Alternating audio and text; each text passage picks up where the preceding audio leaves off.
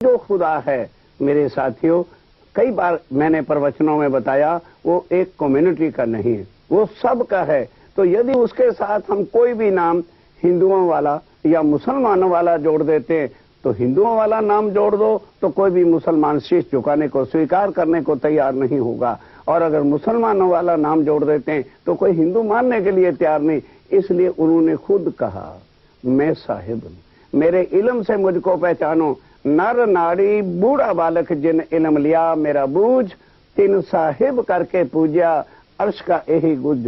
यही तो एक चीज है कि हिंदू भी हैरान हैं और मुसलमान भी स्वामी जी की वाणी सुनकर हैरान हैं। यारो, ये क्या गजब की बातें, ये गजब की बातें ही तो उन्होंने आकर के अपना नाम दुनिया वाला नाम नहीं, क्योंकि दुनिया वाले नाम तो निरंतर काल के बाद जाकर के शून्य शून्य में समा जाते हैं।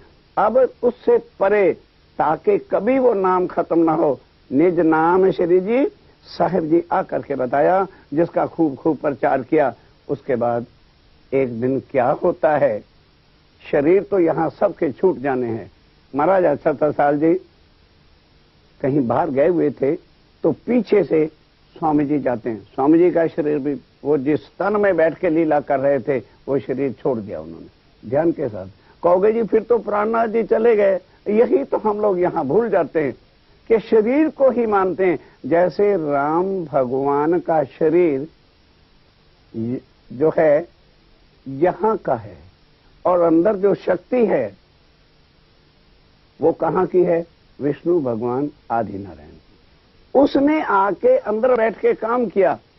राम भगवान यदि कोई आज वैकुंठ में जाके ढूंढना चाहे, नहीं मिलेंगे। वहां तो विष्णु भगवान और लक्ष्मी हैं, वहां राम और सीता नहीं है। और यहां भी आए संसार में न राम है न सीता है। उस तन में बैठ के अवतार लेके लीला की थी और फिर वैकुंठ में चले गए। इसी तरह से अंदर जो बैठी हुई शक्ति है, हम उसको प्राणनाथ कहते हैं साथियों। Prannath is not the name of a body. Prannath किसी बॉडी का नाम नहीं है, प्राणनाथ किसी देवी देवता का नाम नहीं है, प्राणनाथ किसी तीर्थंकर अवतार का नहीं है। प्राणनाथ कौन है? जो हमारी आत्माओं का मालिक है। जैसे एक पत्नी अपने पति को क्या लिखती है? मेरे प्राणनाथ। तो प्राणनाथ जो कहा गया शब्द है, वो आत्माओं के पति, खामद जो आत्माओं का है और सारे जगत का खामद है, उसको कहा गया है।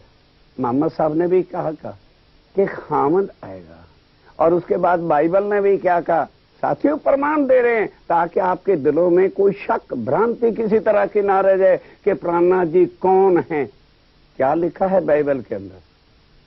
जब उनके यीशु मसीह के फॉलोअर से पूछा गया, हजूर जब वो खुदा फादर आएगा तो हम उनको किस नाते से रिश्ते से बुधारे? जरा बाइबल पीटर नंबर 2 पढ़िए, पढ़ोगे तो तभी तो आपके संशय मिटेंगे कि वो खुदा जब आएगा तो मेरे फारूजो कैसा रिश्ता रखना एज लाइक मेडन, कुंवारी कन्या के लिए। जैसे जब तक उसकी शादी एक कुंवारी कन्या की अनमेरिड की नहीं होती है, तो मां से प्यार करती है, फादर से प्यार करती है, मामा से प्यार करती है, भाइयों से प्यार करती है, सब सगे संबंधियों से प्यार करती है, सहेलियों से प्यार करती है। एक प्यार छुपा के रखती है। वो प्यार बाप से नहीं कर सकती, भाई से नहीं कर सकती, अंकल से नहीं कर सकती। वो प्यार फक्त उसका अपने हस्बैंड के लिए होता है। ये है कि वो जब आएंगे तो अपनी आत्मा का जो प्यार है, सच्चा प्यार जो है, वो उस केवल जो है उस पूर्ण में परमात्मा के साथ करना। शरीर के रिश्तेदारों का प्यार शरीर के रिश्तों से होता है। वही बात गीता के अंदर पढ़ो, पता चले कि प्राणनाथ जी के साथ किस तरह से हम रिश्ता जोड़ सकते हैं, कैसे संबंध जोड़ सकते हैं। सब ग्रंथों के प्रमाण हैं। के अंदर भी जब अर्जुन ने पूछा, प्रभु फिर वो जो उत्तम पुरुष साक्षातीत परमात्मा है, हम उसको किस तरह से पा सकते हैं?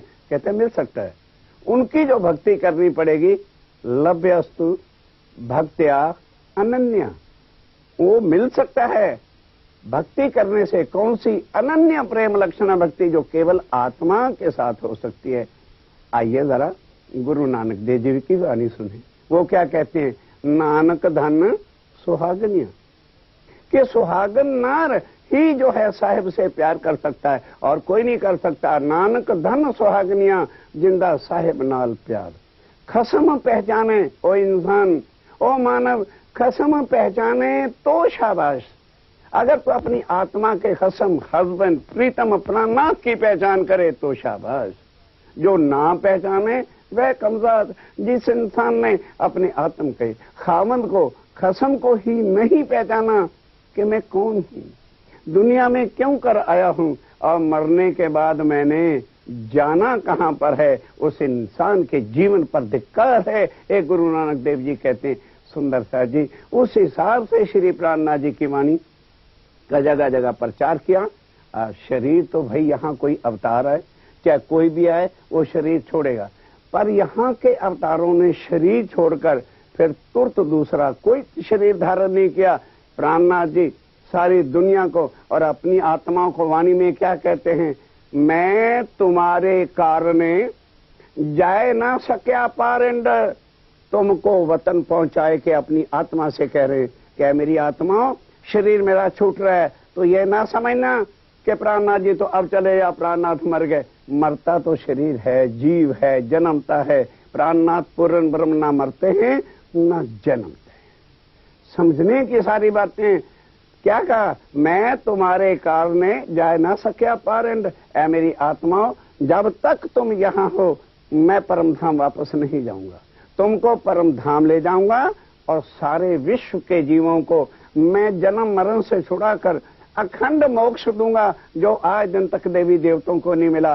तब इनको पहचान होगी कि जो इनके ग्रंथों में लिखा हुआ है कि पूर्ण ब्रह्म, उत्तम पुरुष, अक्षरातीत, अल्लाह ताला, सुप्रीम ट्रुथ गॉड के बिना कोई और परमात्मा नहीं है और केवल वही जन्म मरण से छुड़ा के हमें भव से पार करता है।